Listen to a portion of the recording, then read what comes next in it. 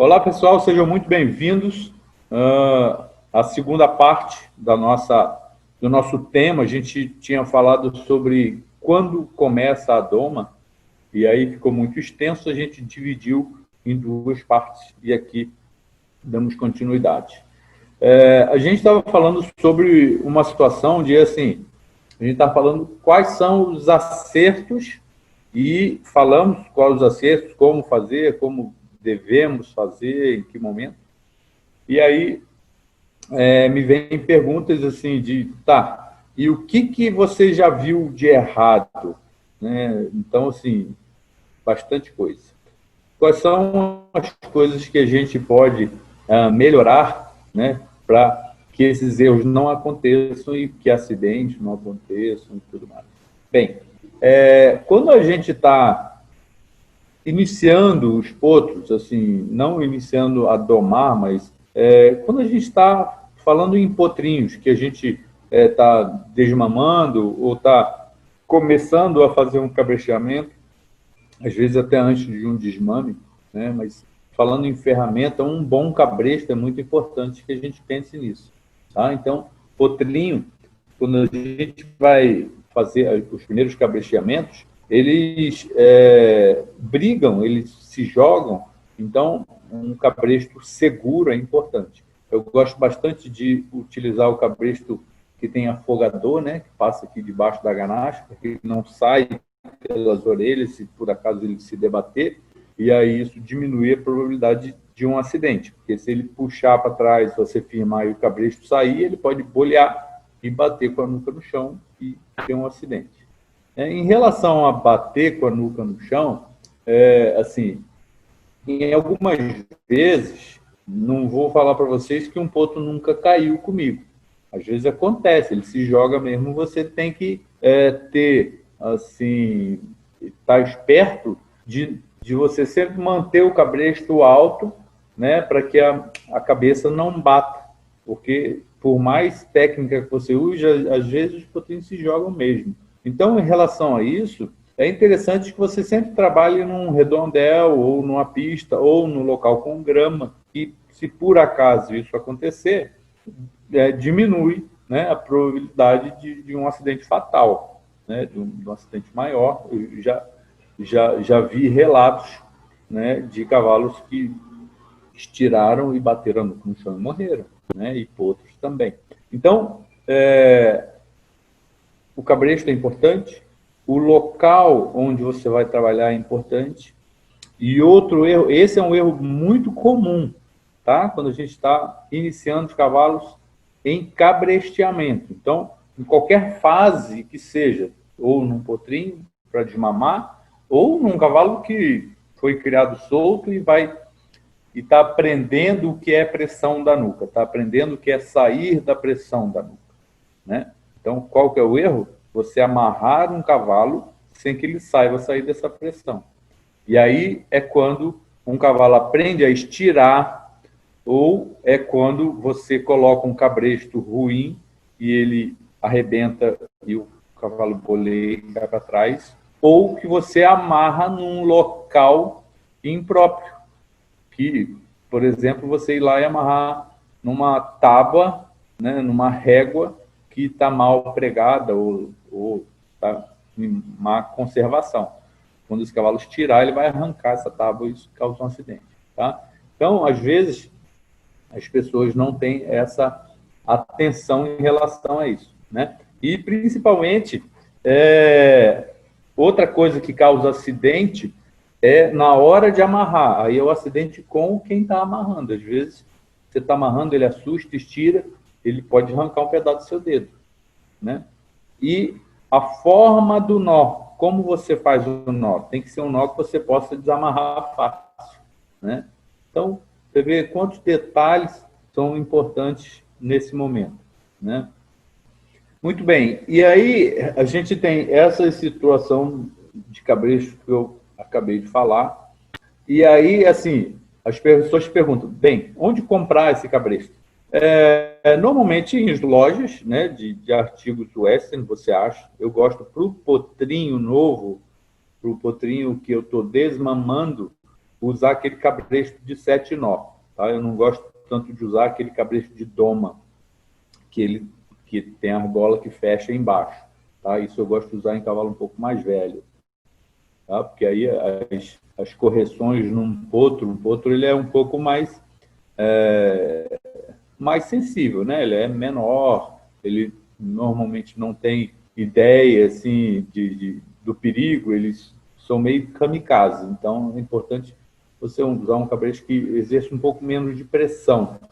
Tá? Aonde colocar esse cabresto? Bem, esse cabresto é igual para um cavalo velho, né? Atrás da nuca e é onde acaba o osso nasal e começa a cartilagem. E você vai ter um pouquinho mais de tração e mais controle no focinho do potro. É interessante que, se for um cabresto de 7 nó, essa focinheira seja mais apertada, tá? Não apertada, mas mais justa, para que você tenha um pouco mais de controle. Tá? Em relação a tamanho, tem tamanhos diferentes. Claro, um potrinho novinho, de 3 meses, é diferente para o potrinho de 1 ano, e assim sucessivamente. Então, é importante que você, na hora de comprar, você pergunte o tamanho, e claro, vai depender do tamanho do seu potro, da raça, e isso vai fazer diferença. Se você colocar um cabresto na cabeça de um potro árabe, é diferente de você comprar para a cabeça de um potro percherron, por exemplo. Né? Então, são raças diferentes, que podem ter a mesma idade, mas o tamanho de cabeça é completamente diferente. Então, é importante que você dê essas informações na hora que você for comprar. Né? Em relação a esses potrinhos, eu tinha comentado que, assim, na live anterior, que a doma, na verdade, se inicia na escolha de uma égua, na escolha do garanhão, que está relacionada à raça, linhagem, atitude. Né? E isso, bem, você procura na live anterior, que vai estar bem explicadinho. Mas, quando o tema era quando começa a doma? Bem, a doma começa desde que esse potrinho nasceu, desde o desmame, né? Mas, a partir do momento que você começa a ter contato com esse potro, é importante que você comece a ter atenção para as correções, né? Para você colocar limites. Então, por que a gente falou do cabresto? Porque eu preciso ter um cabresto que seja seguro e de um cabresto que me dê a possibilidade de correção. Normalmente as correções são no cabresto, dando um tranquinho, né? Puxando, levando para um lado, levando para o outro, né? Fazendo ele sair da pressão da nuca. E um problema comum, quando a gente começa a ter contato muito com potro, esse potro criado meio no fundo do quintal, ou daquele cara que teve o sonho de ter o potrinho, prenhou a égua, nasceu e tal, normalmente você tem um contato muito grande com ele e começa a mimar esse potro. Esse é um problema muito comum hoje em dia, tá? Então, deixa ele ser cavalo, né? Não pode tratar ele como se fosse um mascote. E o cabresto vai me ajudar nisso. Então, aquele potro que começa a me morder, a puxar a manga da minha camisa, ou aquele potro que começa a, de repente, me pisotear, não respeitando o limite de espaço, né? Eu vou usar o cabresto para dar limites para esse potro e mostrar para ele algumas situações que eu não quero que ele faça. E que para ele é natural. Eles brincam assim entre seus pares. Entre os potros, eles brincam assim e ganham hierarquia assim também. Então, a hierarquia ganha através dessas brincadeiras, tocando pontos vulneráveis, né? Essas mordidas e tal. E é assim que eles vão ganhando o seu grau de hierarquia. Então, para você que ainda não conhece sobre esse tipo de comportamento, né? A gente vai ter uma live falando só sobre psicologia, comportamento e natureza de equinos. Aí você vai entender mais disso que eu estou falando, tá? Mas isso vai ser um outro assunto que eu vou me aprofundar. Mas esses potros vão ganhar a hierarquia sim, e da mesma forma, conosco, igual, eles vão começar a nos testar, a brincar com a gente, e dessa forma, se a gente não colocar limites, se a gente não dar diretriz, não der diretrizes, se a gente não começar a fazer correções, daqui a pouco eles vão ficar abusados, de forma que isso é um problema muito comum. Então, quando isso acontece com potrinhos mais novos, quando chega aos 2 anos, na idade de montar, de domar de lombo, né, domar de cima, isso vai ser um problema, porque ele já não tem mais nenhum medo de mim e está muito confiante de que ele hierarquicamente é superior. E aí, quando eu for domar de lombo, eu vou ter atrito com ele, tá? Então, isso vai me dificultar lá na frente, tá? Esses potros, eu tinha comentado que a gente pode ter contato diário, não tem problema nenhum, mas assim, não exagere, não fica tratando ele como um mascote. Então, o que eu quero de um potro? Né? Às vezes, essa é uma dúvida das pessoas, do quanto ele pode estar mexendo no potro. O potro ele tem que estar manso o suficiente de eu chegar nele e poder tocar nele, colocar um cabresto, puxar ele dos 2 lados, né? Então, do lado esquerdo, o que eu faço do lado esquerdo, eu faço do lado direito. Um erro comum que acontece é a maioria das pessoas só fazem esse trabalho inicial do lado esquerdo, né? Então, tem que fazer isso dos 2 lados, me ver com os 2 olhos. Então, isso é outra coisa que a gente vai falar quando for falar de natureza de cavalos, né? Então, esse ponto precisa deixar que eu faça isso e também que eu consiga pegar nos pés e nas mãos, tá? Por quê? Porque é importante, principalmente nos primeiros meses do potro, se é um potro que você vê que tem algum problema de aprumo, precisa de algum casqueamento corretivo, você tem aí até os 6 meses, no máximo 8 meses, para você conseguir fazer essa correção, tá? Depois, esses ossos se consolidam, você não consegue mais corrigir no casqueamento. Aí é só cirúrgico e muitas das vezes tem que usar ferraduras ortopédicas e corretivos também, tá? Mas é interessante que é importante que você mantenha esse potro casqueado de 30 em 30 dias, no máximo 40 dias. E para isso é interessante que você, lógico, ensine ele a deixar pegar na mão e pegar no pé, tá? Depois que você cabresteou esse potro, que ele já está andando atrás de você, que você tocou no corpo dele, começou a dessensibilizar e pegar um pouco mais de intimidade com esse toque, você começa a descer essa mão e pegar os pés e as mãos, tá? Até que ele se sinta confortável de deixar que você erga um pé, erga uma mão, e a partir desse momento você começar a casquear. Esse é um tema interessante, porque a gente vê muitos ferreiros, casqueadores, reclamarem, não, estou ali para casquear, não é para domar o cavalo. E é verdade. Então, muitas das vezes, você tem um cavalo que às vezes é manso, mas não deixa pegar na mão, não deixa pegar no pé, e o cara que vai ferrar ele leva 2 vezes o tempo de ferrar um cavalo normal, né? E isso é um problema, porque ele, naturalmente, ou vai querer te cobrar um pouco a mais, ou, se é um bicho que é muito chato, ele vai acabar vazando desse cavalo, não querendo ferrar mais ele, né? Porque é um bicho que é mais chato, dá mais trabalho e pode te machucar, tá? Principalmente quando a gente se refere a muares, né? Então, quando você tem um potrinho que é bem manejado desde cedo e que você consegue cumprir todas essas etapas, lá na frente, quando ele fizer 2 anos, 2 anos e pouco, você for domar, vai estar muito mais fácil para você. É claro que a gente consegue fazer todo esse processo quando nos chega um potro chucro também e que tem pouco manejo, né? Qual que é a diferença? Ele é muito maior e ele é muito mais forte. Mas com técnica é possível, todos vocês já devem ter acompanhado a gente fazendo num cavalo adulto, e é completamente possível. O maior problema que eu vejo nos erros de manejo, que aí eu prefiro muito mais vir um cavalo chucro para mim, que não tem quase manejo nenhum, do que quando vem um potro mimado, cheio de barda, cheio de mania, cheio de problema.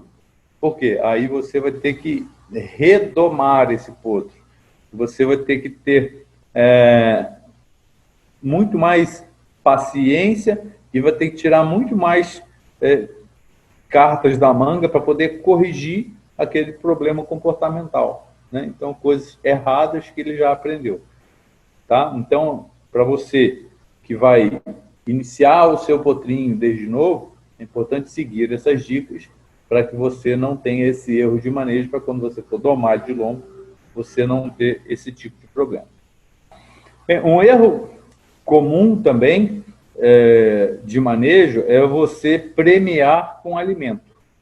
Tá? Eu não gosto de premiar com alimento quando eu estou domando. Tá? Para mim, assim, o prêmio para o cavalo é o alívio, é o descanso e é o carinho, é o agrado. Tá? Existe algumas vezes que você pode premiar alimentando, né? Eu normalmente até brinco, né, que eu falo que assim, quando você está premiando com alimento, você está subornando. Então, esse suborno às vezes pode te atrapalhar. Quer ver um exemplo disso?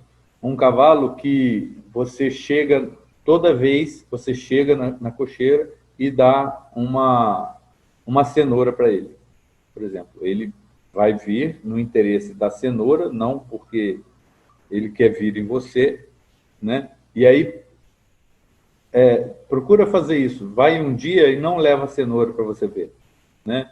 Ou ele não vai vir em você, ou quando ele vir em você e não te ver com a cenoura, ele vai te mordiscar, ou vai querer te morder, ou vai ficar irritado porque você não trouxe aquele suborno. E aí ele pode, numa situação dessa, aprender a te morder. Tá? Ele te morde como quem fala, olha, cadê a cenoura que você me traz todo dia, hoje você não trouxe? Tá? Esse erro também acontece quando você, às vezes, entra na cocheira para alimentar e esse cavalo começa a murchar a orelha para você, como que te falasse, olha, aqui é meu território, você não pode entrar. Tá? Isso acontece muito. Então, isso é um exemplo muito grande também de que o alimento não é o suficiente para você criar uma empatia com ele. Então, você pode passar uma vida inteira tratando de um cavalo, mas você não faz com que ele se torne seu amigo. Tá? Para você fazer com que ele crie essa empatia contigo, é dentro do redondel, é você criando toda aquela situação de hierarquia, de liderança, né, de confiança, lealdade, trabalho em grupo.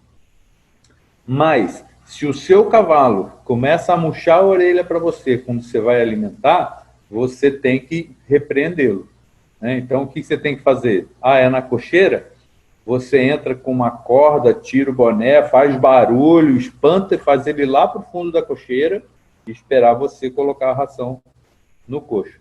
Tá? Então, você está falando para ele, olha, o hierárquico que sou eu e você que espere até que eu coloque.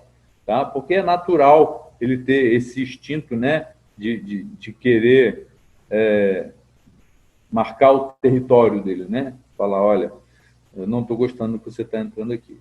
Tá? Então, isso num piquete, isso dentro da cocheira, e você começar a ter esse tipo de atitude.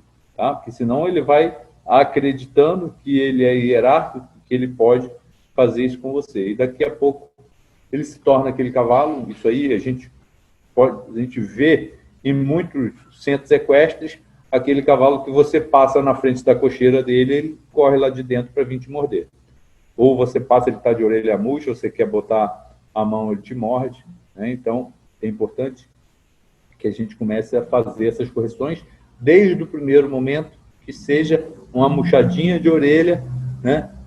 Para que você comece a ensinar para ele isso aí. Ensinar não, a corrigir, né? Tá? Então, isso é uma situação muito importante. Agora, quando que eu posso usar o alimento como um prêmio ou um suborno? Então, vamos como prêmio, vai. É aquele cavalo que ele fez tudo que eu pedi, ele trabalhou, foi super bem, e no fim do treino eu vou lá oferecer um torrão de açúcar ou uma cenoura. Eu prefiro a cenoura, não gosto muito do torrão de açúcar, né? Porque isso aí, existem estudos até que pode dar cárie e tudo mais, ser uma coisa rotineira, ser uma coisa diária.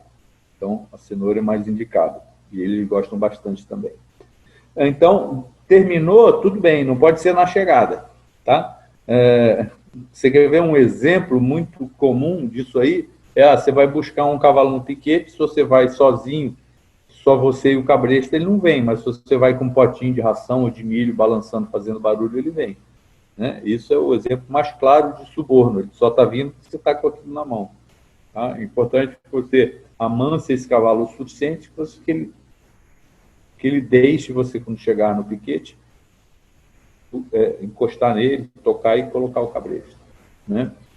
Outra situação, que agora não é prêmio, é suborno, mas é um suborno, do bem, vamos dizer assim, que é quando um cavalo vai passar por uma situação que seja uma situação que ele pode se acostumar, mas que nunca vai ser legal para ele. Um exemplo disso é um cavalo que entra num brete de contenção. Né? Então, normalmente, ele vai entrar num brete de contenção para quê? Para tosquiar, né? Para fazer a toalete de orelha, para tomar uma injeção, para tomar um soro, para passar uma sonda nas éguas, para palpação retal. Né? Então, quando que isso vai ser legal? Nunca. Ele pode até se acostumar e para ele não ter problema nenhum estar ali dentro. Tá? Mas alguns animais vão refugar na entrada do brete porque eles sabem que ali é uma situação que nunca é confortável. Tá? Pode ser que não exista desconforto, mas nunca é confortável. Então, falar, eu não vou lá. Então, o que você pode fazer?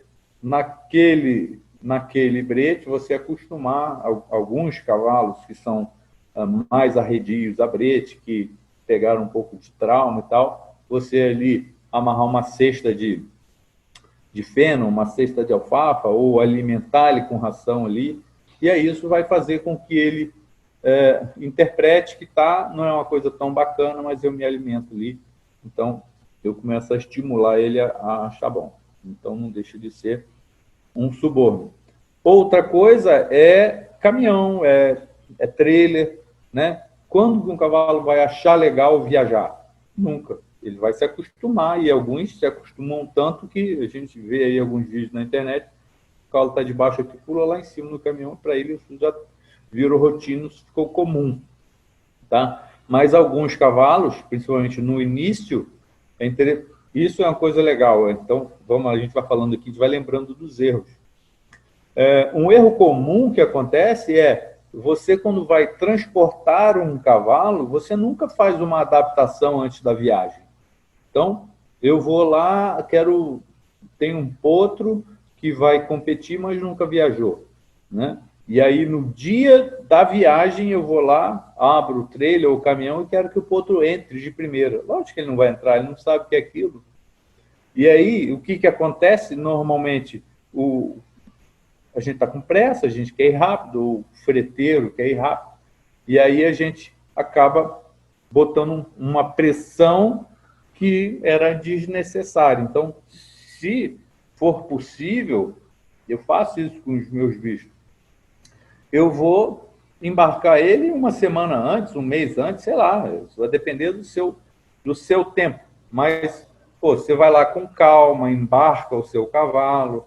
Embarcou? Deixa a porta aberta, vai lá, amarra um fardo de feno e alfafa lá dentro, deixa ele comendo, tira, coloca no outro dia, e aí ele vai começar a se adaptar, ou seja, no dia que ele for viajar, ele já sabe o que é aquilo. Não vai precisar você estar botando pressão com pressa e, de repente, causando um trauma. Tá? Então, eu conheço casos de cavalo que tem aversão a caminhão e a trailer, tem que viajar sedado. porque senão ele entra ali e quebra tudo, dá coice, se joga e tal. Por que ele faz isso? Porque não foi feita uma adaptação. Provavelmente exageraram na pressão e esse cavalo tomou trauma de viagem, né? Então, isso é um erro comum e é uma coisa que é simples até, né? Se a gente lembrar, né, de fazer essa adaptação, se a gente investir o tempo nessa adaptação, você não vai ter problema nenhum para a vida inteira, né? Então, isso é uma situação importante. Para mim, eu já comentei, mas uma das situações em que mais tem acidentes, até fatais, é essa situação de você amarrar o cavalo sem ter,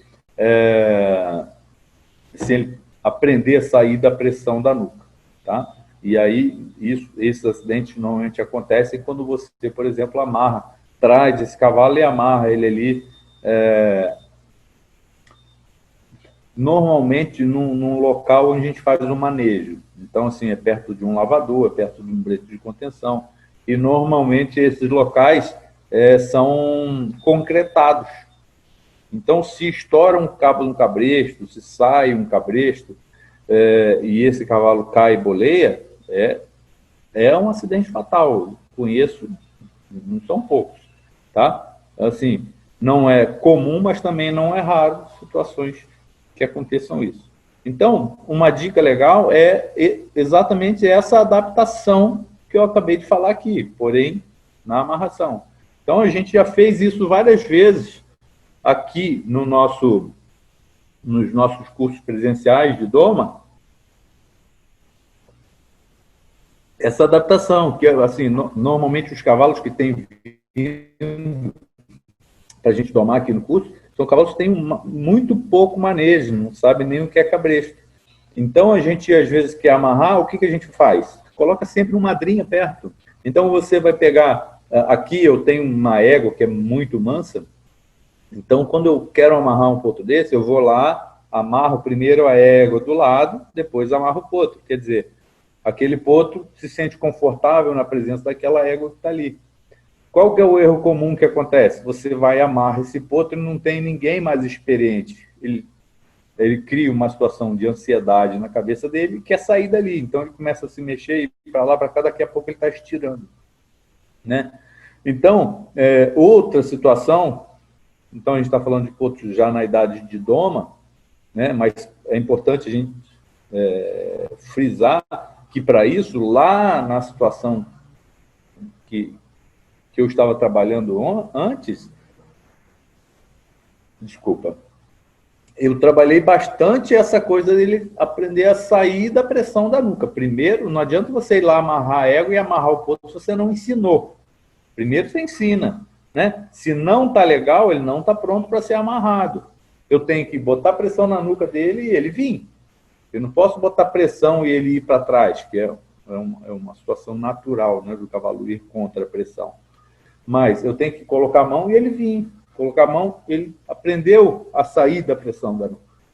Mas ainda assim, eu já ensinei, ele já está saindo, mas ainda assim, na hora que eu for amarrar a primeira vez, eu vou colocar um animal mais manso, tá? Para madrinhar, né? Um termo dentro do cavalo, né? Que a gente usa, né? A madrinha ou madrinha, né?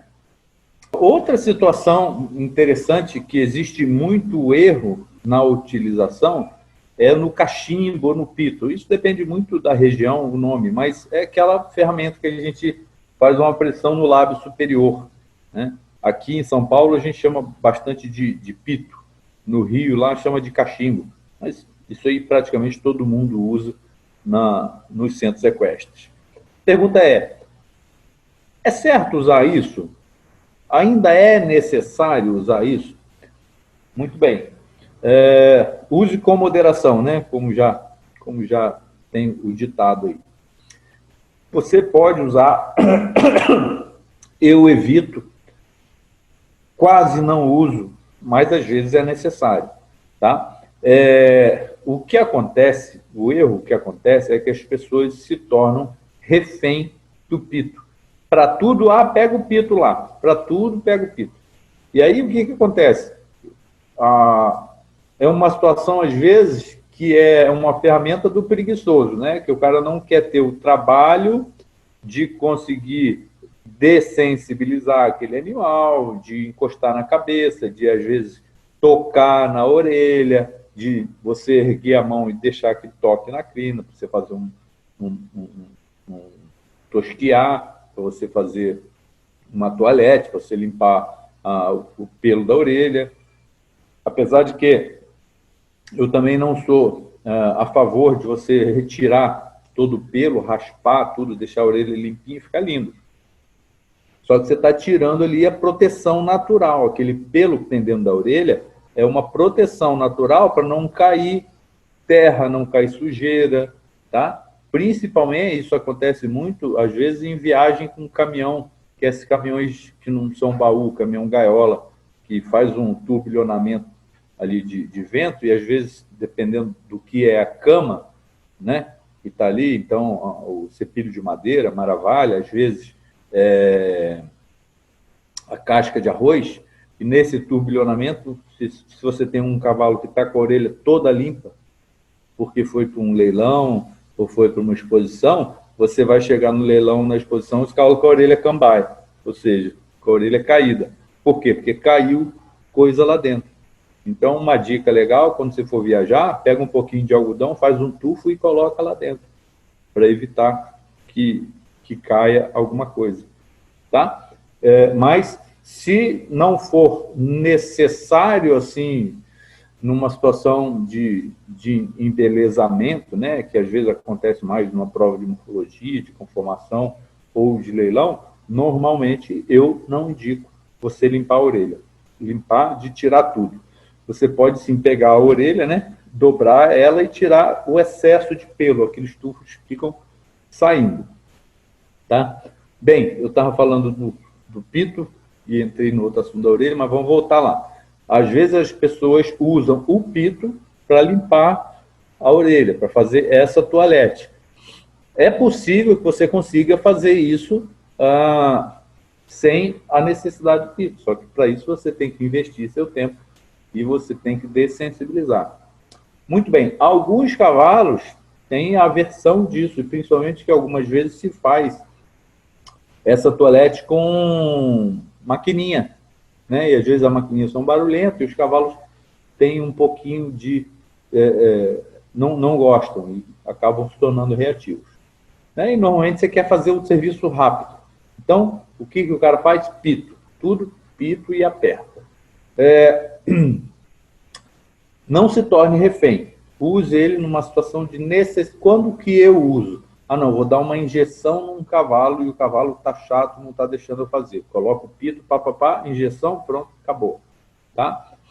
Agora, da experiência que a gente tem, quando você pega um potrinho desde novo e faz todo o trabalho de iniciação para pegar a mão em pé, ele se torna um cavalo manso para o resto da vida. Tá? Então, a base é tudo. Tá? Bem, pessoal, então a gente vai finalizando por aqui essa live de hoje, mas eu queria falar para vocês qual será a nossa próxima live. Ela vai ser: a doma racional é rápida? Tá? Então, pode ser ou não. Depende muito do que foi feito com o seu cavalo, ou do que não foi feito. Tá? Pessoal, então fica aqui o convite para a próxima live, né? A gente vai falar sobre a situação da doma racional ser rápida. Isso é um tema interessante, porque às vezes a pessoa quer um negócio rápido e pensa, às vezes vê vídeos meus eu fazendo tal, essa iniciação, e é rápido, mas nem sempre tem que ser. Bem, a gente já está entrando no tema da próxima. Vamos deixar para falar isso aí amanhã. Tá bom, pessoal? Então, muito obrigado pela presença de vocês. Quem não viu a anterior, veja, porque ela vai te ajudar para você entender mais essa. E quem assistiu essa, vamos para a próxima. Nossas lives vão ser entre 20 e poucas lives e vai ser como uma engrenagem. Uma vai complementar a outra. Pessoal, até a próxima. Muito obrigado e tamo junto. Valeu!